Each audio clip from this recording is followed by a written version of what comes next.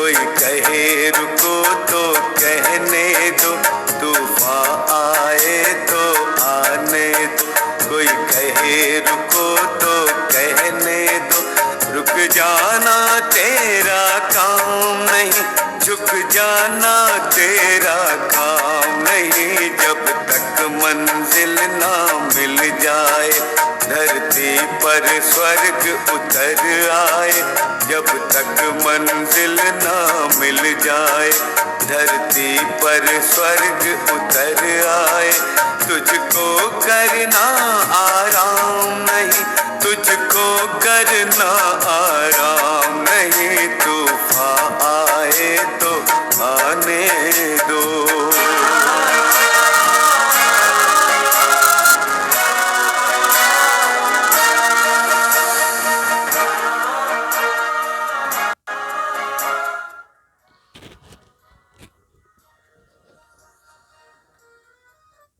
ओम शांति। आज के परमात्मा के महावाक्य, शिव बाबा के आज के महावाक्य हैं। बाबा ने कहा, मीठे बच्चे, तुम अभी वर्ल्ड सर्वेंट हो। तुम्हें किसी भी बात में देह अभिमान नहीं आना चाहिए। प्रश्न है, कौन सी एक आदत ईश्वरीय कायदे के विरुद्ध है जिससे बहुत नुकसान होता है? बाबा ने आंसर किया है, कोई भी फिल्मी कहानियाँ सुनना व पढ़ना, नॉवेल्स पढ़ना, ये आदत बिल्कुल बेकायदे है। बाबा ने नॉवेल्स के साथ डैश डैश और भी कुछ ऐसा लिटरेचर है, ऐसी कुछ किताबें हैं, तो ऐसा बाबा ने कहा ये बिल्कुल आदत बेकायदे है, इससे बहुत नुकसान होता है। बाबा की मना है कि बच्चे तुम्हें ऐसी कोई किताबें नहीं पढ़नी हैं। अगर कोई बीके ऐसी पुस्तकें पढ़ता है तो तुम एक दो को सावधान करो। आज गीत बजा है, मुखड़ा देख ले प्राणी जरा दर्पण में, कितने पाप और कितने पुण्य तेरे जीवन में। ओम शांति। तो मीठे मीठे रूहानी बच्चों प्रति रूहानी बाप कहते हैं कि अपनी जांच करो। याद की यात्रा से हम तमो प्रधान से सतो प्रधान तरफ कितना आगे बढ़े हैं, क्योंकि जितना जितना याद करेंगे उतना पाप कटते जाएंगे। अब ये अक्षर कहाँ कोई शास्त्र आदि में लिखे हुए हैं? बाबा पूछ रहे हैं, क्योंकि जिसने धर्म स्थापन किया उसने जो समझाया उसके शास्त्र बने हुए हैं, जो फिर बैठ करके पढ़ते हैं, पुस्तक की पूजा करते हैं। अब ये भी समझने की बात है, जबकि लिखा हुआ है कि देह सहित देह के सर्व संबंध छोड़ अपने को आत्मा समझो। बाप याद दिलाते हैं कि तुम बच्चे पहले पहले अशरीरी आए थे, वहाँ तो पवित्र ही रहते हैं। मुक्ति जीवन मुक्ति में पतित आत्मा कोई भी जा नहीं सकती। वह है निराकारी निर्विकारी दुनिया। इसको कहा जाता है साकारी विकारी दुनिया। फिर सतयुग में यही निर्विकारी दुनिया बनती है। सतयुग में रहने वाले देवताओं की तो बहुत महिमा है। अब बच्चों को समझाया जाता है कि अच्छी रीति धारण कर फिर औरों को समझाओ। तुम आत्माएं जहाँ से आई हो पवित्र ही आई हो, फिर यहाँ आकर अपवित्र भी ज़रूर होना है। नई चीज़ तो पुरानी होगी ना।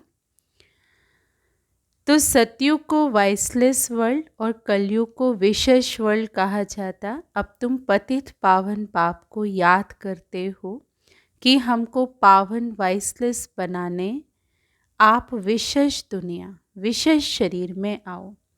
तो बाप खुद बैठ समझाते हैं, ब्रह्मा के चित्र पर ही मूंझते हैं।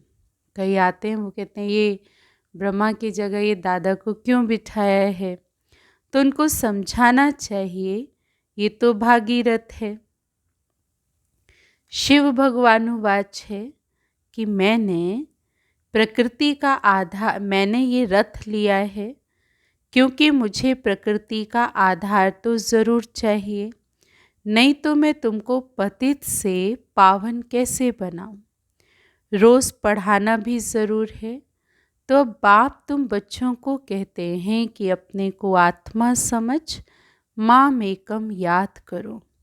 सभी आत्माओं को अपने बाप को याद करना है।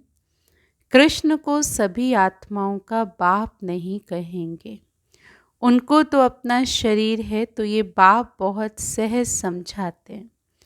जब भी किसी को समझाओ तो बोलो, बाप कहते हैं कि तुम अशरीरी आए, अब अशरीरी बन करके जाना है। वहाँ से पवित्र आत्मा ही आती है। भल कल कोई आते तो भी पवित्र हैं, तो उनकी महिमा ज़रूर होगी। मान लीजिए कल ही कोई आत्मा परम धाम से डायरेक्ट नीचे आ रही है अभी, तो बाबा ने कहा कि उसकी महिमा तो ज़रूर होगी, क्योंकि इतनी अपवित्र दुनिया में वो आत्मा भी डायरेक्ट परम धाम से उतरी है। तो बाबा ने कहा सन्यासी, उदासी, गृहस्थी जिनका नाम होता है, ज़रूर उनका ये पहला जन्म है ना, उनको आना ही है धर्म स्थापन करने। जैसे बाबा गुरु नानक के लिए भी समझाते हैं। अब गुरु अक्षर भी कहना पड़ता है क्योंकि नानक नाम तो बहुतों का है ना। जब किसकी महिमा की जाती है तो उस मतलब से कहा जाता है, ना कहें तो अच्छा नहीं। वास्तव में बच्चों को समझाया है, गुरु कोई भी है नहीं सिवाय एक के, जिसके नाम पर ही गाते हैं। सतगुरु अकाल कर्ता पुरख, वह अकाल मूर्त है, अर्थात जिसको काल ना खाए, वह है आत्मा। तब ये कहानियाँ आदि बैठ करके बनाई हैं। तो बाबा ने कहा फिल्मी कहानियों की किताब, नॉवेल्स आदि भी बहुत पढ़ते हैं। तो बाबा बच्चों को खबरदार करते हैं, कोई भी कभी भी कोई नॉवेल आदि नहीं पढ़ना है।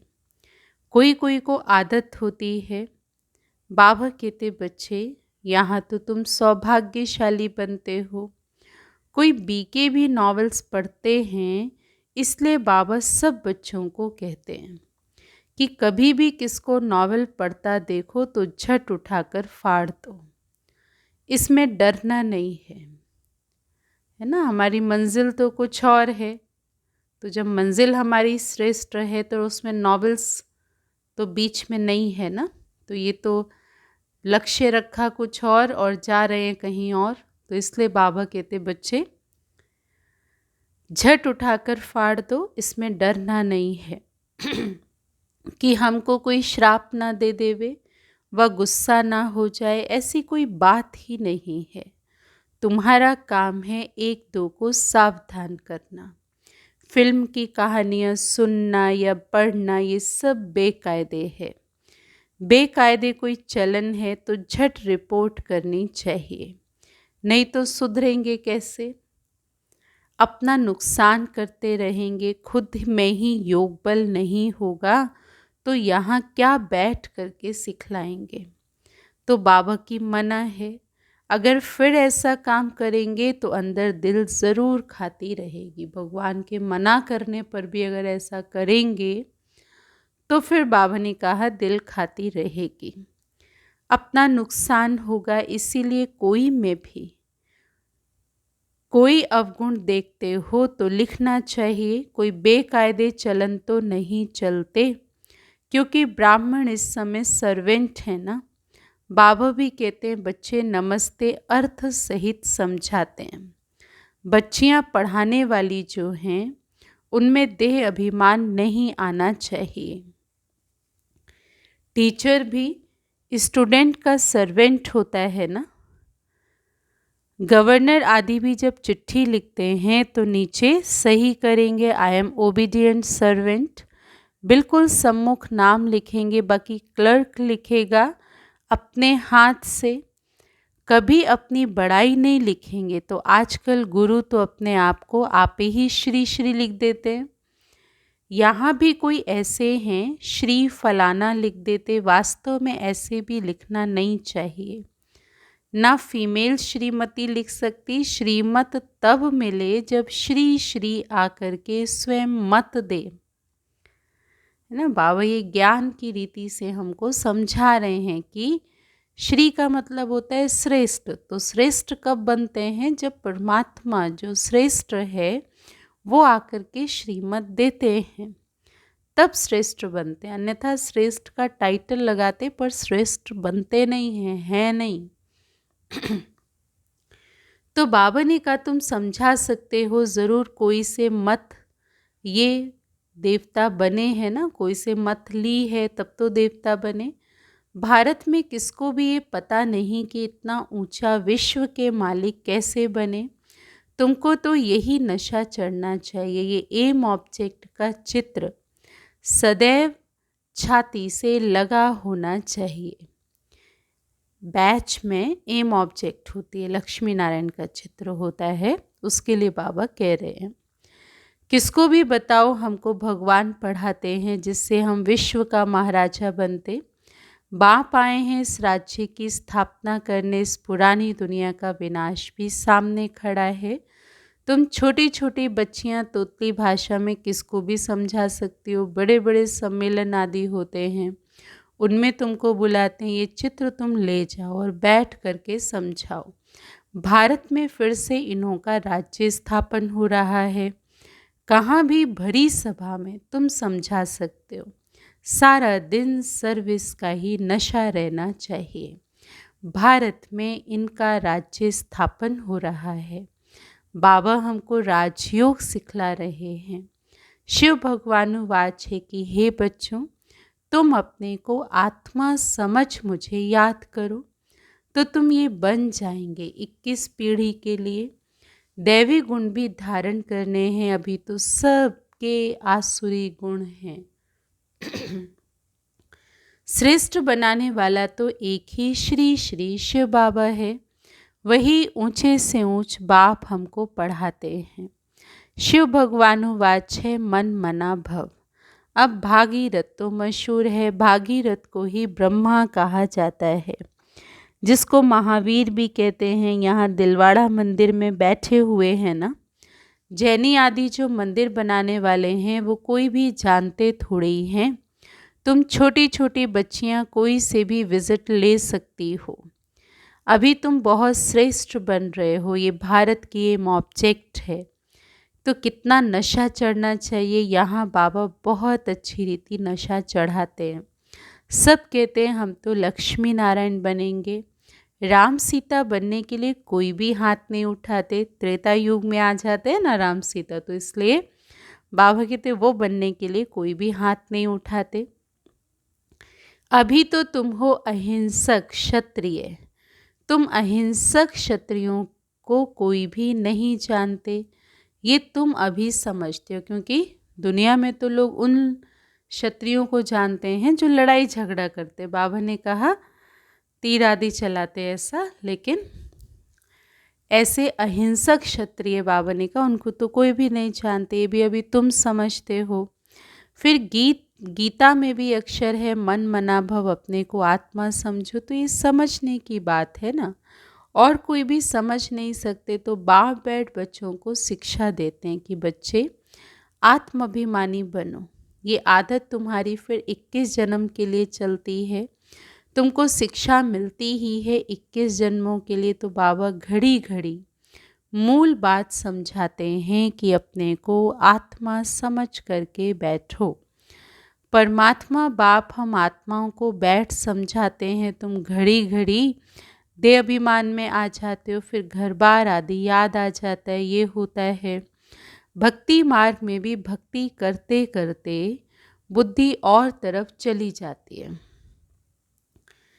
एक टिक सिर्फ नौंधा भक्ति वाले ही बैठ सकते हैं, जिसको तीव्र भक्ति कहा जाता है। एकदम लवलीन हो जाते हैं, तुम जैसे याद में बैठते हो तो कोई समय एकदम अशरीरी बन जाते हो। जो अच्छे बच्चे होंगे वही ऐसी अवस्था में बैठेंगे, देह का भान निकल जाएगा, अशरीरी होश मस्ती में बैठे रहेंगे, ये आदत पड़ जाएगी।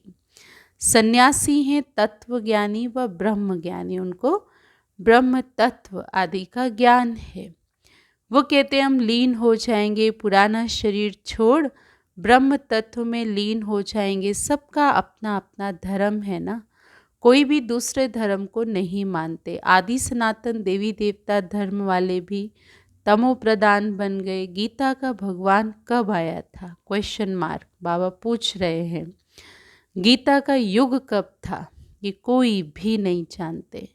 तुम जानते हो इस संगम युग पर ही आकर के बाप राजयोग सिखाते, तमो प्रधान से सतो प्रधान बनाते हैं। भारत की ही बात है, अनेक धर्म भी थे जरूर।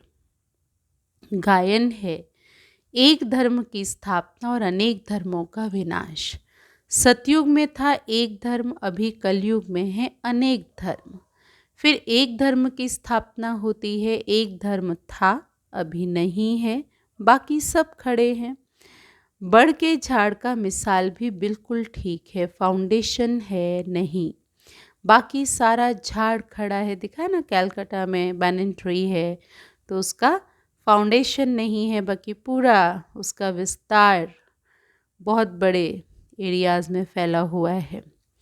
तो बाबा ने कहा ऐसे ही देवी देवता धर्म है नहीं, बाकी सारा झाड़ खड़ा है। तो आदि सनातन देवी देवता धर्म जो तना था वो भी प्रायः लोप हो गया, तो बाप फिर से स्थापन करते हैं। बाकी इतने सब धर्म तो पीछे आए हैं, फिर चक्र को रिपीट भी ज़रूर करना है। अर्थात पुरानी दुनिया से फिर नई दुनिया भी होनी है। नई दुनिया में इन्हों का राज्य था, तुम्हारे पास बड़े चित्र भी हैं तो छोटे भी हैं।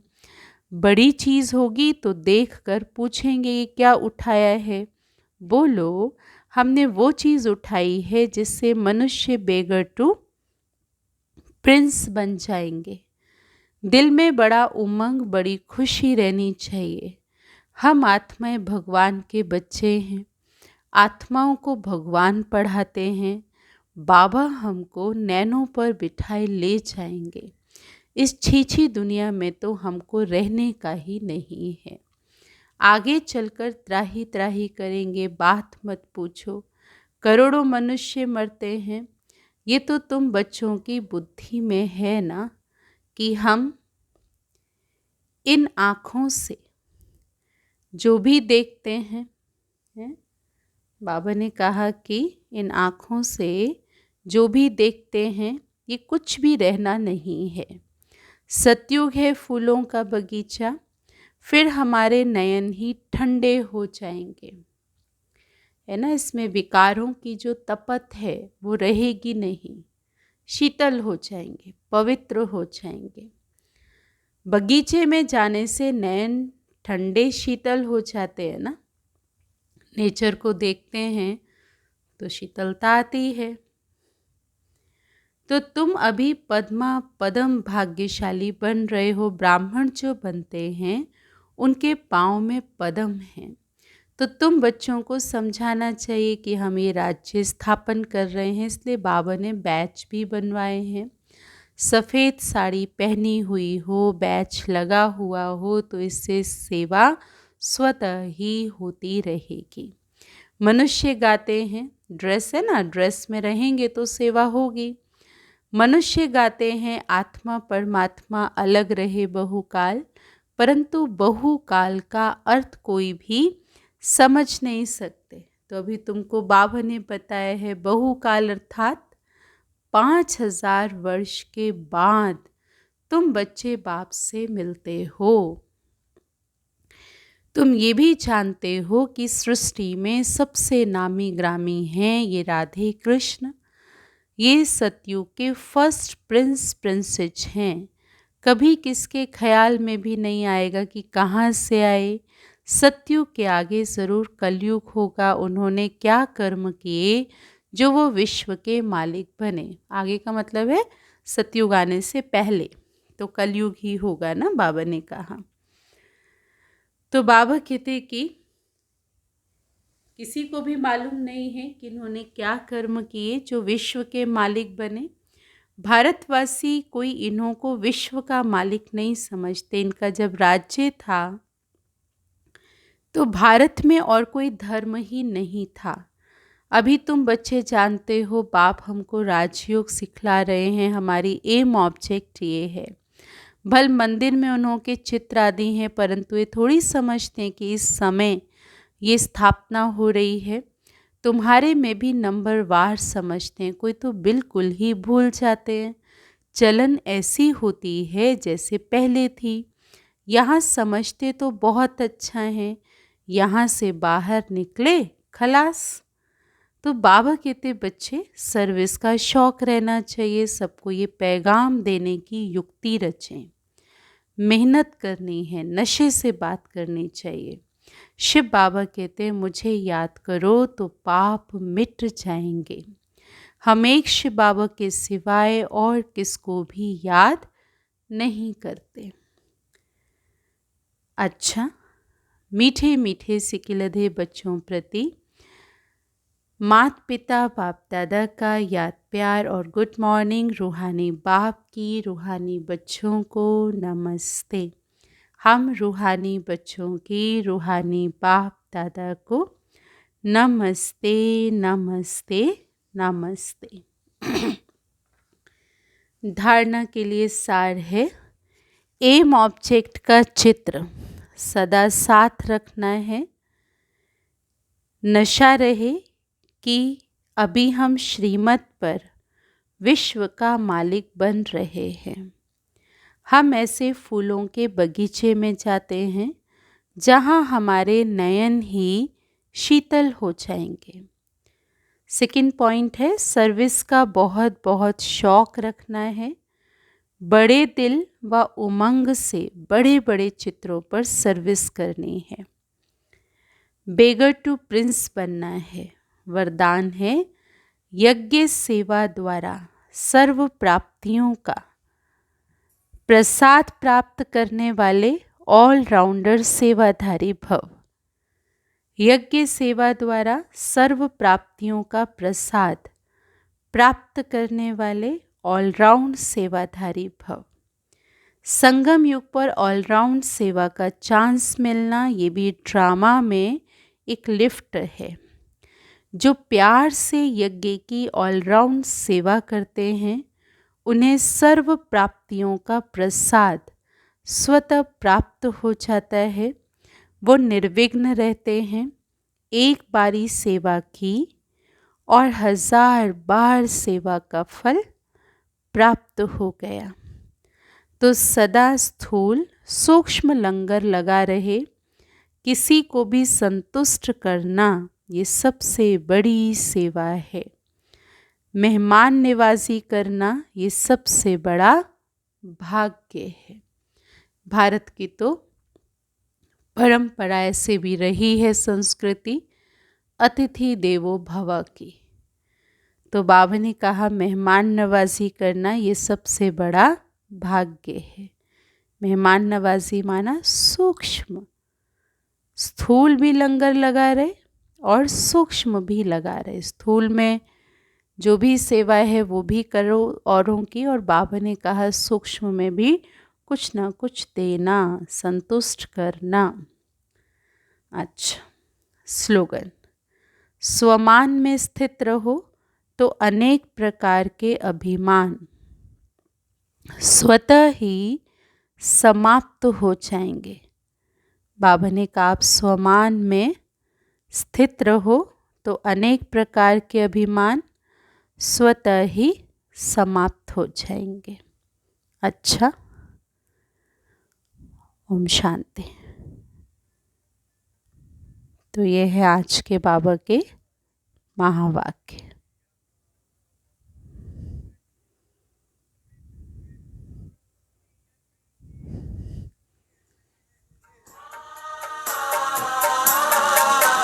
भारत ही नहीं मेरे भाई, सारा संसार है खतरे में। होशियार खतरों से खाली, कोई यहाँ मकाम नहीं। रुक जाना तेरा काम नहीं, झुक जाना तेरा काम नहीं। तूफान आए तो आने दो।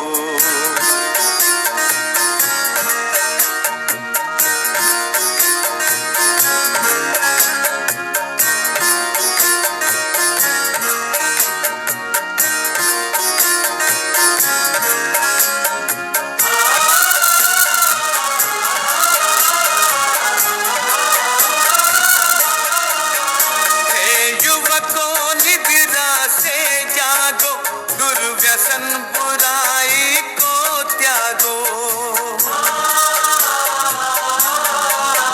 सोने का मृग मायावी है, कृष्णा के पीछे मत भागो। नई जवानी नए खून को मुक्त करो, बदनाम नहीं। रुक जाना तेरा काम नहीं, झुक जाना तेरा काम नहीं। तूफान